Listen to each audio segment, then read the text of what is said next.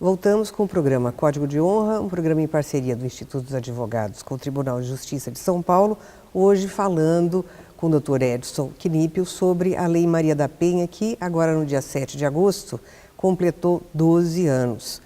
Edson, a gente estava falando a respeito da questão como é que funciona quando a mulher se sente agredida, ela vai até a delegacia, ela é atendida por uma outra mulher, é atendida por investigadoras, para que ela se sinta mais à vontade. Existe um preparo de todo o pessoal na delegacia de polícia para poder recebê-la? Como é que isso tem funcionado? Então, aí é uma questão muito importante que passa pelo seguinte, a capacitação que a gente falou no primeiro bloco. Nós temos em São Paulo, por exemplo, delegacias da mulher, que são preparadas para receber mulher. Mas a maior parte das delegacias que tem na cidade, elas não são delegacias da mulher. Então ali eu posso... Não existe um departamento específico para isso? Para cada região tem pelo menos uma delegacia da mulher espalhada na cidade, mas de qualquer forma, vamos dizer, as delegacias de bairro, claro, são em número muito maior. E aí vem a questão da capacitação, que é o seguinte, se a gente for pensar na violência doméstica, tem uma imagem que circula muito na internet, que é um iceberg. Então, um iceberg, eu consigo ver da água para cima aquilo que é mais violento. O feminicídio, a lesão corporal, o estupro. Eu posso pensar, eventualmente, numa situação mais grave de constrangimento ilegal. Mas, embaixo do iceberg, tem condutas que são violentas, mas que a dificuldade de visibilidade acaba sendo maior. Então, por exemplo, vamos supor que a mulher chegue até a delegacia dizendo que recebeu um tapa do marido. Dificilmente isso vai se dar uma atenção na delegacia, o que se vê na prática, o que é lamentável, porque, na verdade, esse tapa ele vai evoluir para agressões mais graves.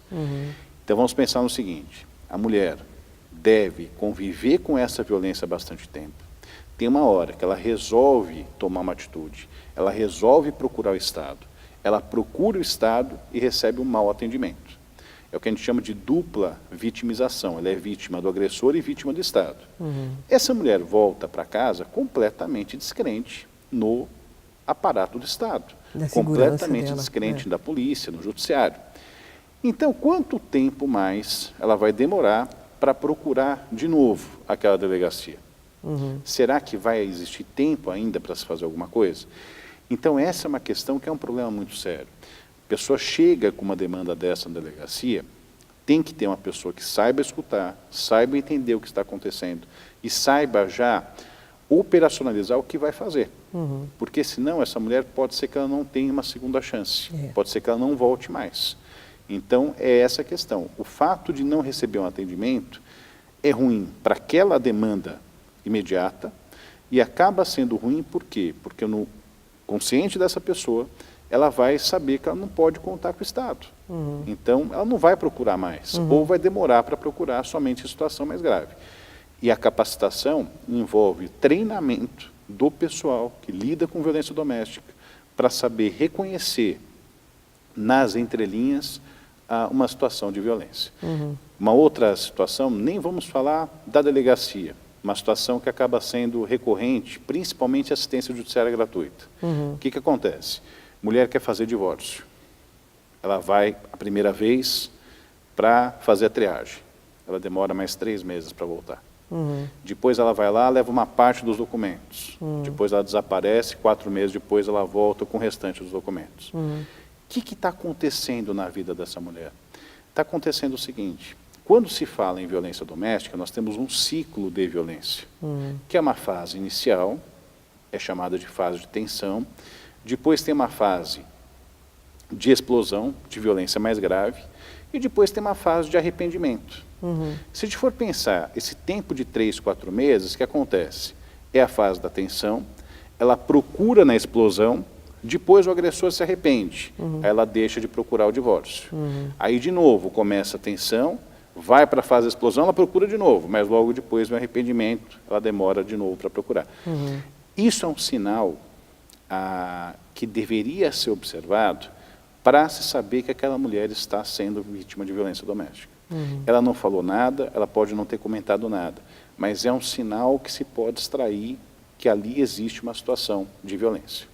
E o que pode ser aperfeiçoado para poder se constatar e se evitar uma situação pior, um feminicídio, como o que acabamos de presenciar semana passada, onde o marido foi filmado pelas câmaras da rua. Primeiro ele bate na mulher dentro do carro, ela tenta fugir, não consegue, eles entram na garagem do prédio que moram, ela se esconde, tudo isso, ele torna a bater nela, enfim, acaba jogando lá do quarto andar.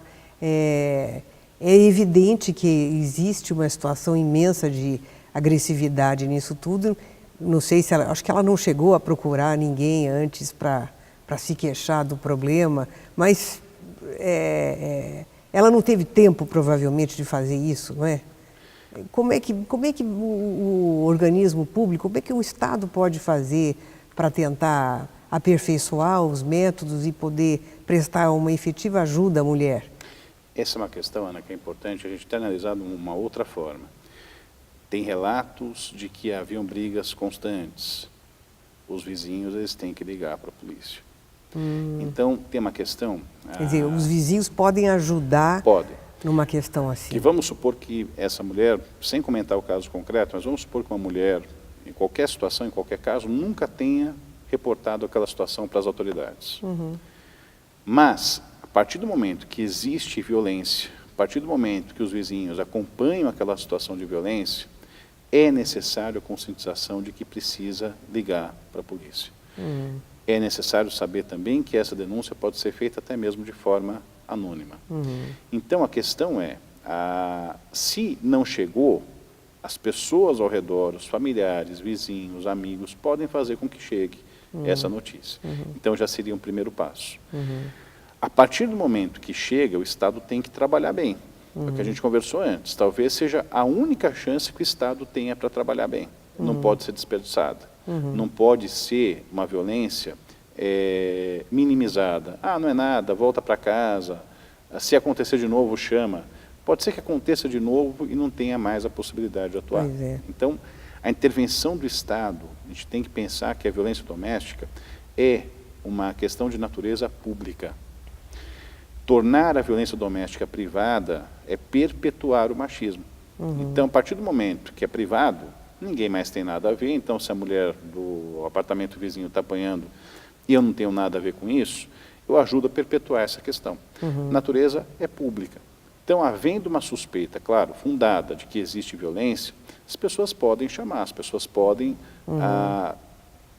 utilizar mecanismos do Estado para que exista atenção sobre aquele caso concreto.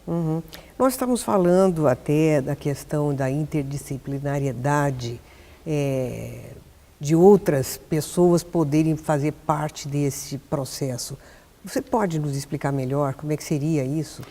O fenômeno da violência doméstica não é um fenômeno jurídico. O que acontece? O jurídico vai resolver a questão formal. E, às vezes, a questão formal não muda a vida das pessoas. Então, o processo existiu, o processo foi resolvido, tem ali uma sentença. Mas mudou a vida das pessoas? Não. Vou te contar uma história que ilustra bem essa forma de pensar. Muito tempo atrás, tinha um sobrado e um casal vivia com muita agressão, o marido agredindo bastante a mulher. O que o juiz decide? Decide que eles dividam a casa em 2 andares. Um andar para a mulher, o outro andar para o homem. Então, vamos pensar, resolveu do ponto de vista jurídico? Formalmente resolveu. Mudou a vida daquela mulher? Claro que não. Então, o que acontece? Outras áreas, e aí... Me fez lembrar até aquele filme, A Guerra dos Roses. Então. Outras áreas, como psicologia, serviço social, pedagogia, elas podem trabalhar junto com o direito. Então, quando a gente fala em interdisciplinaridade, seriam essas ciências trabalhando junto. Muitas vezes, um atendimento psicológico, um atendimento do serviço social, faz com que a mulher não volte atrás. Porque acaba sendo, na verdade, uma situação de dúvida, conflito. Então, esse conflito acaba trazendo dúvida em relação à continuidade ou não do processo. Essas áreas, a partir do momento que elas passam a atuar, fazem com que a mulher banque a decisão até o final. Entendi. E o que pode, na prática, ser aperfeiçoado? Como é que se trabalharia isso? Existe já alguma coisa sendo feita que você possa nos dizer? Nesses 12 anos nós evoluímos muito, mas a questão de pessoal, a questão de estrutura, a questão até mesmo de espaço destinado para atendimento dessa natureza, infraestrutura, pessoal treinado, tudo isso faria com que a situação modificasse. A médio prazo, longo prazo, nós teríamos um avanço bastante grande. Edson, quais são as formas de violência contra a mulher? A Lei Maria da Penha vai fixar 5 formas. Nós temos a violência física, nós temos a violência sexual, a violência moral, a violência patrimonial e a violência psicológica.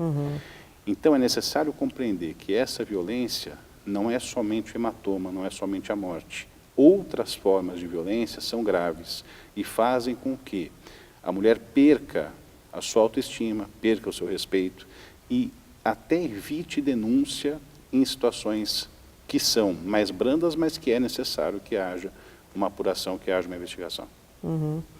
Bom, nós estamos nos aproximando do fim do nosso programa. Eu quero te agradecer muito, mas antes gostaria que você fizesse um balanço da lei nesses últimos 10 anos. Nós já falamos, 12 anos, já falamos bastante sobre isso. Você tem mais alguma coisa a acrescentar? Quando nós fizemos doutorado a respeito dessa matéria, uma coisa que é muito importante a gente pensar é a Lei Maria da Penha ela é conhecida. A Lei Maria da Penha ela é conhecida pela população. Talvez poucas tenham sido as leis que foram tão divulgadas nos últimos tempos. Esse conhecimento faz com que a mulher se sinta mais protegida. Mas essa proteção tem que ser real. Então, mecanismos de efetividade em relação a essa proteção real. Poder público, política pública, evitar o uso do direito penal. Direito penal que sempre, em qualquer situação, é última ratio. Direito penal que sempre deve ser lançado como último instrumento. Política pública, prevenção nessa área continua sendo fundamental. Edson, muito obrigada pela sua participação. Foi uma honra tê-lo recebido aqui hoje. Você é nosso convidado para outros programas futuramente. Perfeito, obrigado pelo convite. O Código de Honra vai ficando por aqui. Se você tiver alguma dúvida, quiser trazer alguma questão, por favor, entre em contato conosco através do nosso e-mail códigodeonra@iasp.org.br.